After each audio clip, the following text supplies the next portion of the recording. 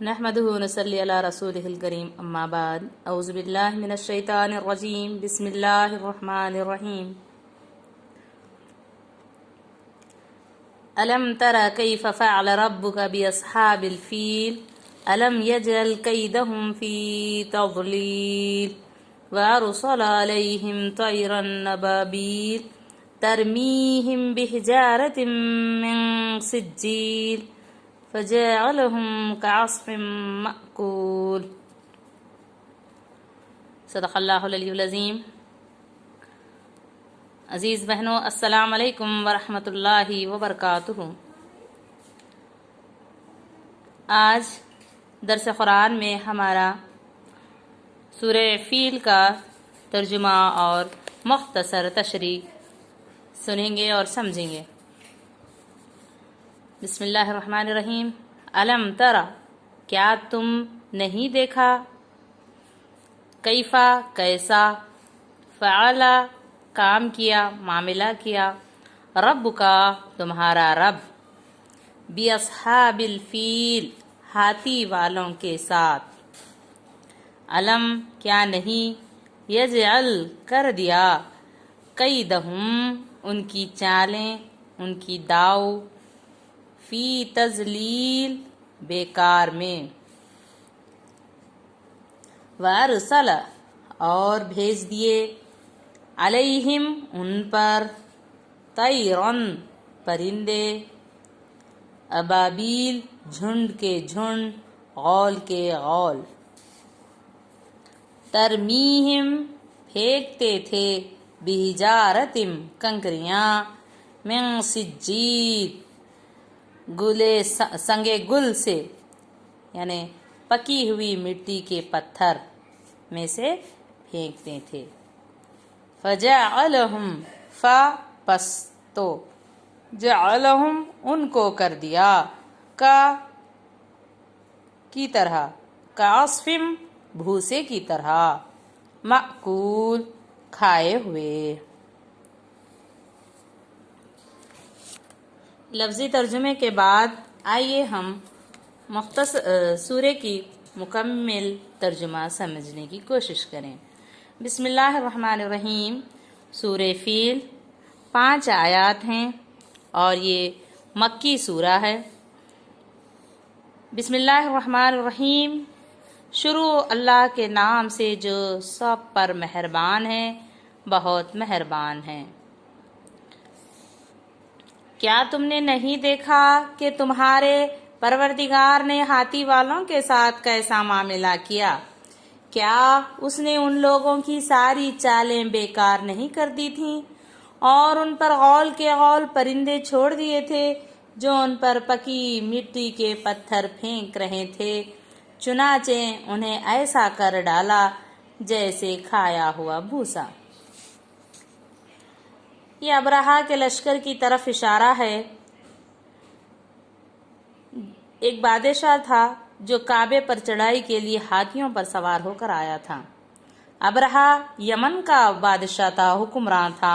اس نے یمن میں ایک عالیشان چرچ تعمیر کر کے یمن کے لوگوں میں یہ اعلان کرا دیا کہ آئندہ کوئی شخص حج کے لیے مکہ مکرمہ نہ جائے، اسی کلیسا کو بیت اللہ سمجھے۔ تو عرب کے لوگ بہت اگرچہ بت پرست تھے، لیکن حضرت ابراہیم علیہ السلام کی تعلیم و تبلیغ سے کعبے کی عظمت ان کے دلوں میں پیوست تھی۔ اس بادشاہ کے اس اعلان سے ان لوگوں میں غم و غصے کی لہر دوڑ گئی اور ان میں سے کسی نے رات کے وقت اس گرجا گھر میں، چرچ میں جا کر گندگی پھیلا دی، اور بعض روایتوں میں آتا ہے کہ اس کی کچھ حصے میں اس گرجا گھر میں آگ بھی لگا دی۔ ابرہہ کو جب معلوم ہوا کہ یہ عرب والوں نے ایسا کیا ہے تو اس نے ایک بڑا لشکر تیار کر کے مکے کے مکرمہ کی طرف رخ کیا جنگ کے لیے۔ راستے میں عرب کے کئی قبیلوں نے اس سے جنگ کی، یعنی وہ قبیلے بھی مکے کو محترم مانتے تھے، اس لیے ان سے جنگ کی، لیکن ابرہہ کے لشکر میں بہت آدمی تھے، ہاتھیوں نے شکست دے دی۔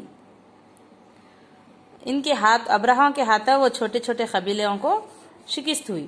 آخر کار وہ لڑتے جھگڑتے مکہ مکرمہ کے قریب مخمس نامی ایک جگہ تک پہنچ گیا، لیکن جب اگلی صبح اس نے بیت اللہ کی طرف بڑھنا چاہا تو اس کے ہاتھی نے آگے بڑھنے سے انکار کر دیا۔ اسی وقت سمندر کی طرف سے عجیب و غریب قسم کے پرندوں کا ایک غول آیا، پورے لشکر پر چھا گیا۔ ہر پرندے کی چونچ میں 3 کنکر تھے جو انہوں نے لشکر کے لوگوں پر برسائے۔ ان کنکریوں نے لشکر کے لوگوں پر وہ کام کیا جو بارود کی گولی بھی نہیں کر سکتی تھی۔ جس پر بھی یہ کنکری لگتی اس کے پورے جسم کو چھیدتی ہوئی زمین میں گھس جاتی۔ اوپر سے اگر وہ پتھر پڑتا تو وہ زمین گوشت ہڈیوں کو چیرتے ہوئے وہ پتھر پھر زمین میں دھس جاتا۔ اس تیزی کے ساتھ وہ پرندوں کے منہ سے گولیاں نکل رہی تھی جس بارود کی گولی سے بھی تیز رفتار سے اوپر سے جا رہی تھی، پھینکی جا رہی تھی۔ یہ عذاب دیکھ کر سارے ہاتھی بھاگ کھڑے ہوئے۔ لشکر کے سپاہیوں میں سے کچھ وہیں ہلاک ہو گئے اور جو کچھ بھاگ نکلے وہ راستے میں مرے۔ اور یہ اللہ کا عذاب تھا، اور ابرہہ کے جسم میں ایسا زہر سرایت کر گیا کہ اس کا ایک جوڑ گل سڑ کر گرنے لگا۔ اسی حالت میں اسے یمن لایا گیا اور وہاں اس کا سارا بدن بہہ کر ختم ہو گیا، یعنی ٹکڑے ٹکڑے ہو کر اس کا جسم، اس کی موت ہو گئی۔ سب سے زیادہ عبرتناک موت ہوئی اس بادشاہ کی۔ اس کے 2 ہاتھی بان مکہ مکرمہ میں رہ گئے۔ جو اس کے ہاتھی چلانے والے 2 لوگ تھے وہ رہ گئے مکے میں، لیکن وہ کیسی حالت میں تھے؟ اپاہج تھے اور اندھے ہو گئے تھے، ہاتھ پاؤں کام نہیں کر رہے تھے اور اندھے ہو گئے تھے۔ یہ واقعہ حضور صلی اللہ علیہ وسلم کی ولادت پیدائش سے کچھ ہی پہلے پیش آیا تھا۔ حضرت عائشہ رضی اللہ تعالی عنہ اور ان کی بہن حضرت اسماء رضی اللہ تعالی عنہ نے ان 2 اندھوں اور اپاہجوں کو دیکھا ہے۔ اس صورت میں اس واقعے کا تذکرہ فرما کر حضرت صلی اللہ علیہ وسلم کو تسلی دی گئی ہے کہ اللہ تعالیٰ کی قدرت بہت بڑی ہے، اس لیے جو لوگ آپ کی دشمنی پر کمر باندھے ہوئے ہیں آخر میں وہ بھی اصحاب الفیل کی طرح منہ کی کھائیں گے۔ اس طرح نبی صلی اللہ علیہ وسلم کو اللہ تعالیٰ نے تسلی دی، اور واقعتاً میں نبی صلی اللہ علیہ وسلم کے جو بڑے بڑے دشمن تھے اللہ تعالیٰ نے انہیں برباد کر دیا، ختم ہو گیا، ان کا نام و نشان لینے والا باقی نہ رہا۔ شیبہ، عتبہ، ابی جہل، ہم نے دیکھا کہ کئی جو نبی صلی اللہ علیہ وسلم سے دشمنی کرتے رہے کفر میں انتقال کر گئے۔ تو اللہ تعالیٰ کی جب مدد آتی ہے تو کوئی کچھ نہیں کر سکتا، اللہ کی مدد کے سوا کوئی کسی کو بچا نہیں سکتا۔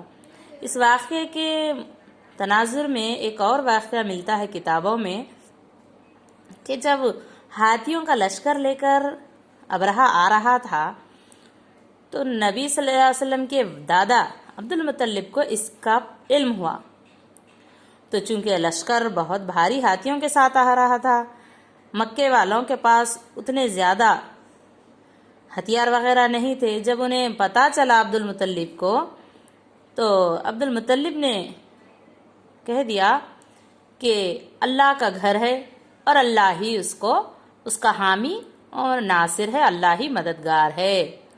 عبد المطلب کا واقع میں اللہ پر ایمان تھا کہ انہوں نے اس طرح اللہ تعالیٰ پر کہہ دیا کہ اللہ کا گھر ہے اور اللہ حفاظت کرنے والا ہے، تو واقعتاً اللہ ہی اپنے گھر کی حفاظت فرمایا ہے۔